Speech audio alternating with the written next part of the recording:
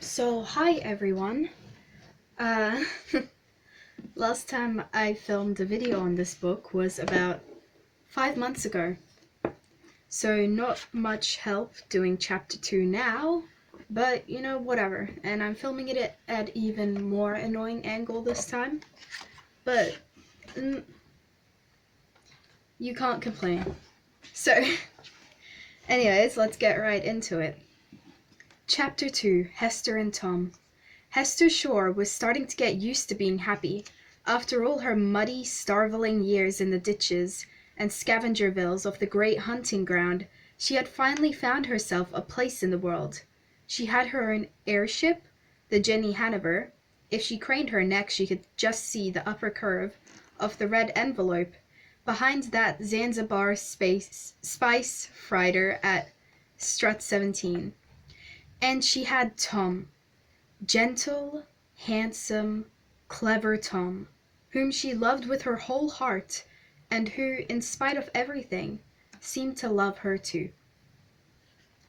For a long time she had felt sure it wouldn't last. They were so different, and Hester was hardly anyone's idea of beautiful.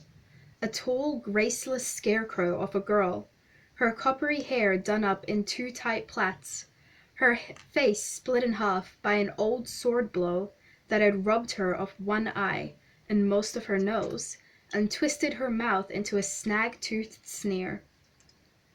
"It won't last," she kept telling herself. All the time they were waiting on the Black Island for the shipwright to repair the poor battered Jenny Hanover. "He only stays with me out of pity," she had decided, as they flew down to Africa, then crossed to South America. "What can he see in me?" she wondered. While they grew rich ferrying supplies to the great oil-drilling cities of Antarctica, and then suddenly poor again, jettisoning a cargo to outrun air pirates over Tierra del Fuego, flying back across the blue Atlantic with a merchant convoy, she whispered to herself, "It cannot possibly last." And yet it lasted. It had lasted for more than 2 years now. Sitting in September sunshine on this balcony outside the Crumple Zone, one of the many coffee houses on Airhaven High Street, Hester had found herself beginning to believe that it might last forever. She squeezed Tom's hand beneath the table and smiled her crooked smile, and he looked at her with just as much love as when she first kissed him, in the fluttering light of Medusa on the night his city died. Airhaven had flown north this autumn, and now hung a few thousand feet above the frost barrens, while small scavenger towns that had been up on the ice during the months of midnight sun clustered below it to trade. Balloon after balloon rose to moor at the docking struts of the flying Freeport, disgorging, colorful old-tech traders, who started shouting their wares the instant their boots touched its lightweight deck plates. The frozen north was a good hunting ground for diggers-up of lost technology, and these gentlemen were selling stalker parts, Telsa gun accumulators, nameless odds and ends of machinery left over from half a dozen different civilizations, and even some pieces of an ancient flying machine which had laid undisturbed in the high ice since the 60-minute war. Below them to the south, the east and west, the frost barrens stretched away into the haze. Cold, stony country, where the ice gods ruled for 8 months of the year, and where patches of snow already lay in the shady bottoms of crisscross town tracks. Northwards rose the black basalt wall of the Tannhäuser Mountains, the chain of volcanoes which marked the northernmost limit of the great hunting ground. Several were erupting their plumes of gray smoke like pillars holding up the sky. Between them, faint behind a veil of ash, Hester and Tom could just make out the world-wide white of the ice wastes, and something moving there, vast, dirty, and implaceable, like a mountain gone rogue. Hester pulled a telescope from one of the pockets of her coat and put it to her eye, twizzling the focusing ring until the blurry view came suddenly sharp. She was looking at a city, 8 tiers of factories and slave barracks, and smut-spewing chimneys. A sky train riding the slipstream, parasite airships sifting the exhaust plume for waste materials, and down below, ghostly through veils of snow and powdered rock, the big wheels rolling. Archangel! Tom took the telescope from her. You're right. It keeps to the northern foothills of the Tannhausers in the summer, eating up scavenger towns as they come through the passes. The polar ice cap is much thicker now than it was in the olden days, but there are parts that are too thin to take Archangel's weight till summer's end. Hester laughed. Noel. I can't help it, Tom said. I was an apprentice historian, remember? We had to memorize a list of the world's great traction cities, and Archangel was right near the top, so I'm not likely to forget it. Show off, grumbled Hester. I wish it had been Zimbra or Xan Sandansky. Sandansky. You wouldn't look so clever then. Tom was peering through the telescope again. Any day now it'll lift up its tracks and lower its iron runners and go skating off in search of ice cities and snow-mad scavenger towns to gobble up. For the present, however, Archangel seemed content to trade. It was too vast to haul itself through the narrow passes of the Tannhausers. But airships were lifting from its harbors and flying south through the haze towards Airhaven. The first of them cut an arrogant swathe through the swirl of balloons around the floating town and swooped in to dock at Strut 6, just below Tom and Hester's perch. They felt the faint vibration as its docking clamps gripped the quay. It was a lean, short-range attack ship with a red wolf painted on the sable envelope, and its name underneath in Gothic script, the Clear Air Turbulence. Men swaggered out of the armored gondola, stumping along the quay and up the stairways which led to the high street. Big burly men with fur cloaks and fur hats, and a chilly glitter of chainmail under their tunics. One wore a steel helmet, from which sprouted 2 huge, flaring gramophone horns. A flex led from the helmet to a brass microphone, clamped in the fist of another man, whose amplified voice boomed out across Airhaven as he climbed the stairs. Greetings, airlings, from great Archangel, hammer of the high ice, scourge of the north, devourer of the Spitzbergen static. Greetings! We have gold to exchange for anything you can tell us about the location of ice cities. 30 sovereigns for information leading to a capture. He started to push his way between the crumple zone's tables, still booming out his offer, while all about him aviators shook their heads and made sour faces and turned away.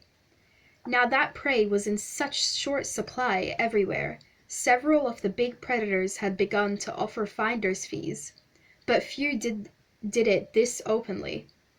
Honest air traders were starting to fear that they might soon be barred altogether from the smaller ice cities, for what mayor would risk giving docking permits to a ship that might fly off next day and sell his course to a greedy great herbivore like Archangel?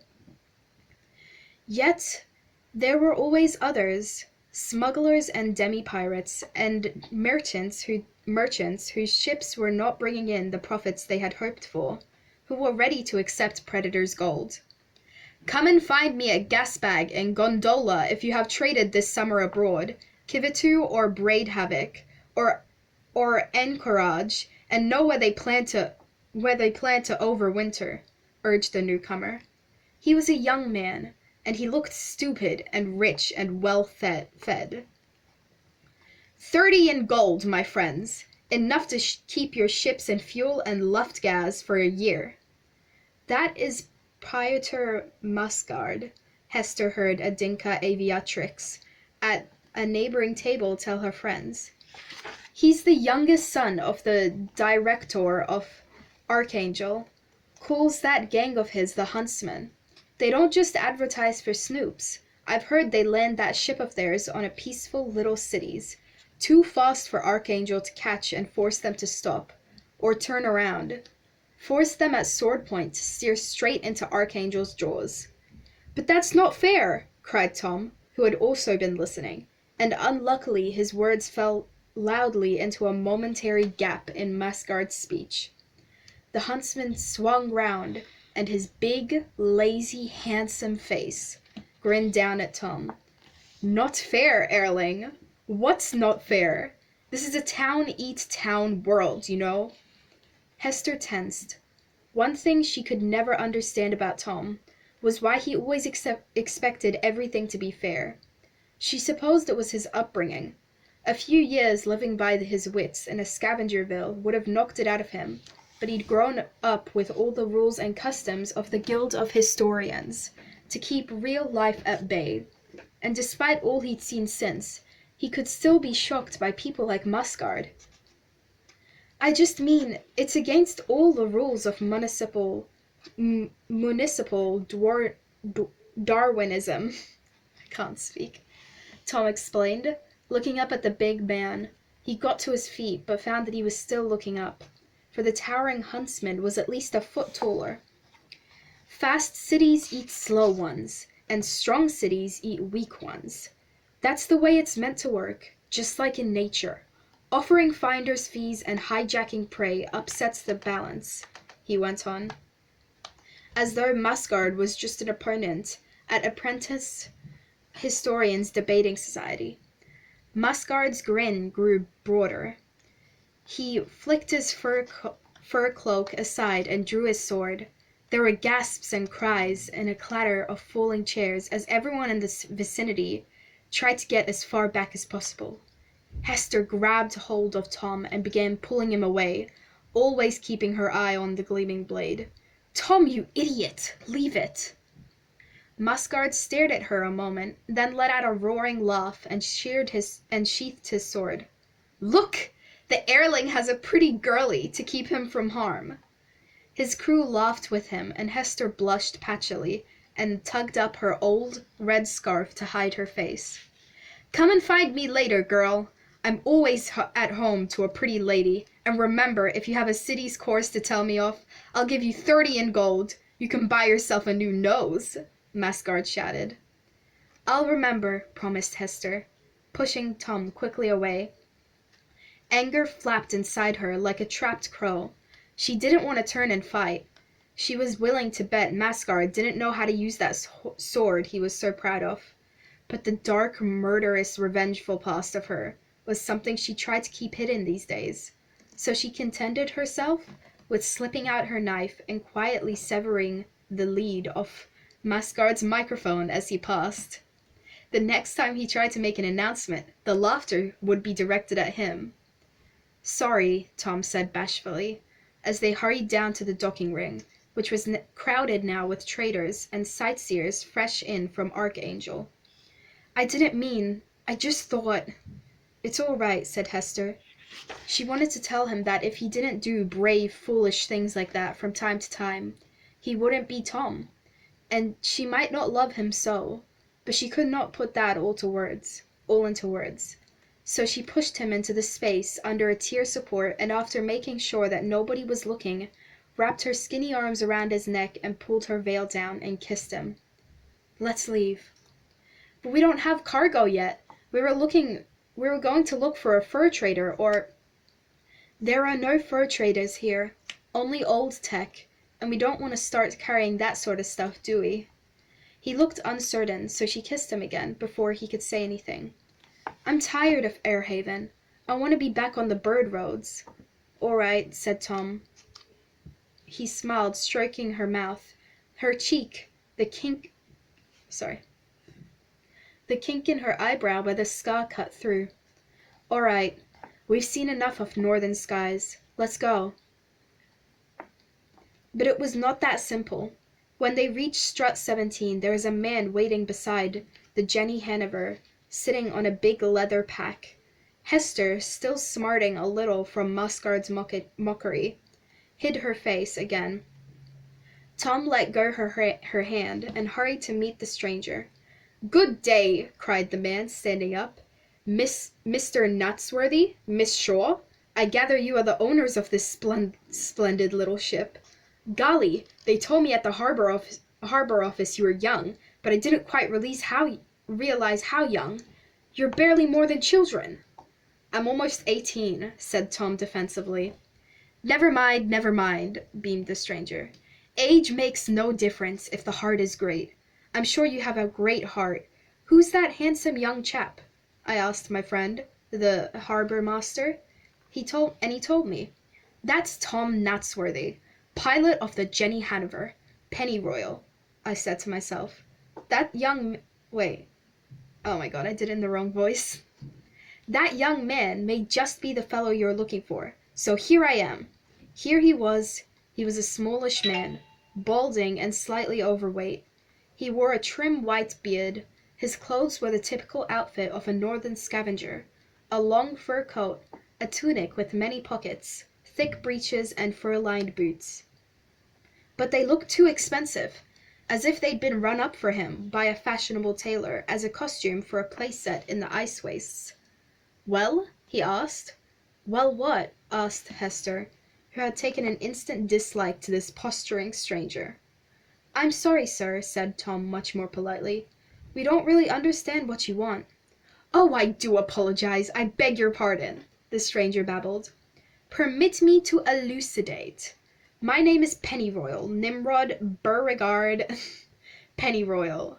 I have been exploring a little among these great, horrible, towering fire mountains, and now I'm on my way home. I would like to book a passage aboard your charming airship." Well, guys, that was chapter 2. I'm really sorry for all of the interruptions and little hiccups in my voice I had.